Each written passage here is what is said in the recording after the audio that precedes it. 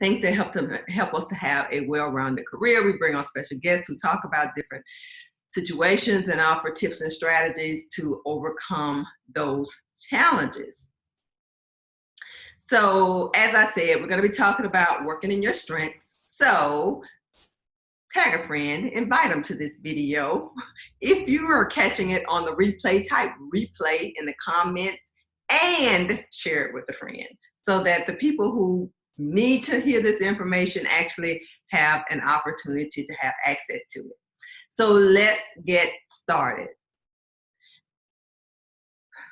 Ideally, when you select your career path, when you select the individual jobs that make up your career, you are selecting them based upon the things that you are interested in, the things that you are good at, the things where you have a lot of skills that can help to contribute to the overall effort of the position.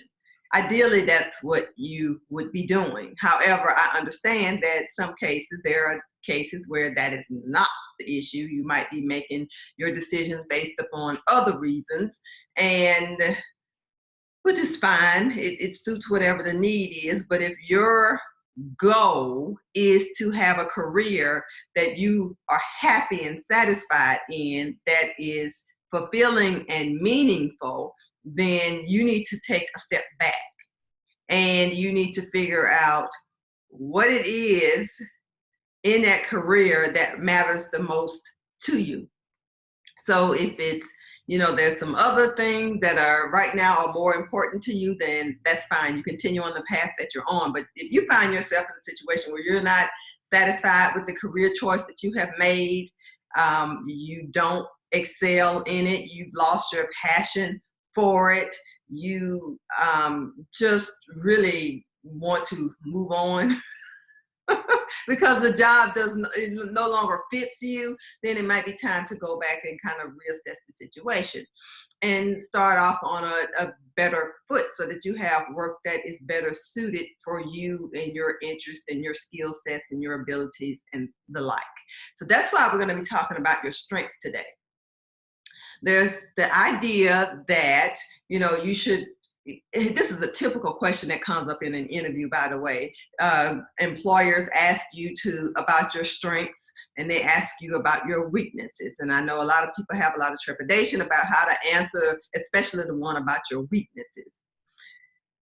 I today am going to encourage you to not try to identify the weaknesses and then go and try to fix them.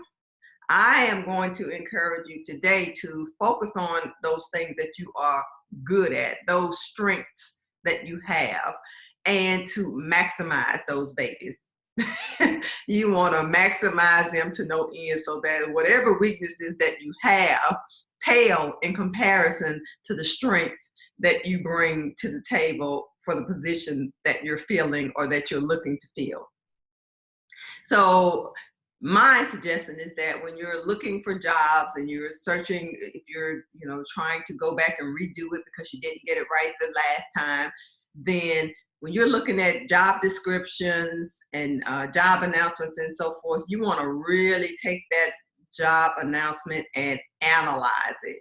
You want to understand what that position requires, what strengths that you have that would be a good fit for the requirements of that particular job. And you want to make sure that you are using the majority of your strengths, if not all of them, and that the job is not requiring you to do a lot of work in things that you're not that great in. And there's nothing wrong with developing and improving. But if it's something that you're weak in, and especially if it's not even something that you're interested in, it's a difference between, something that you're interested in because you might put more effort into actually trying to improve on it. But if it's something that you don't really have an interest in and you have to do it, you're not going to do a great job. And I don't care how much training you do on it, you're never going to be the best at it. So it's better to focus on those things that you're actually great at and knock those out the box. So what you want to do is look at the job description. You also want to look at the company. Is the company one that is strengths-based, where they actually support people working in their strengths, number one, and developing those strengths, because not all companies do. And you want to make sure that you're looking for one that does that. There's a Gallup tool, and it's called Clifton Strengths Assessment. You can go and take that assessment. You can do the one that's $49.99, I think, and you get all 34 of your strengths in order of your, how strong they are to weak for you. And you can go and get the little $19.99 version, which gives you your top 5 strengths. And that is some really great information. It gives you a nice little report. It breaks down what all of the different strengths mean. And then that'll help you when you're looking for your next position to figure out, these are the kinds of things that I need to be doing in the work that I do, because these are the things that I'm really good in. And you will, like I said, because you're probably never going to be great at something that is a weakness for you and it's not an interest for you. So it's a better use of your time to actually focus on the things that you are good at and that you can excel even further in. So I'm making my top 3 reasons why you should focus on your strength is just that. Is that, everybody doesn't have to have the same skill set. Everybody doesn't have to have the same strengths. That's why diversity in a workforce is great, and not just the diversity of the people, men and women and races and all of that stuff, but skill sets.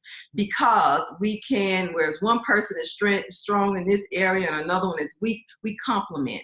And so everybody doesn't have to be great at all the same things. That's what makes the workplace more innovative. The second thing is that it can be frustrating and drain you of all of your energy when you're trying to figure out something that you don't really like and you're not really great at. You want to have work that makes you enthusiastic about it. And trying to work on a weakness that you're never going to be great at is not a way to do that. And the third thing is it takes away your time. So the time that you can be using to expand on what you're really great at, you're wasting it on something that you're not so great at. So we don't want to do that. What I want to do, if you are someone who is looking to switch your careers and you need a little guidance about what you need to do that, I am offering you the Everything You Need to Know to Switch Careers video guide that you can get by clicking the link that's below in this video. I promise to be brief tonight, and so that's all I have for you guys. Check out the free gift, and I will talk to you later. Bye-bye.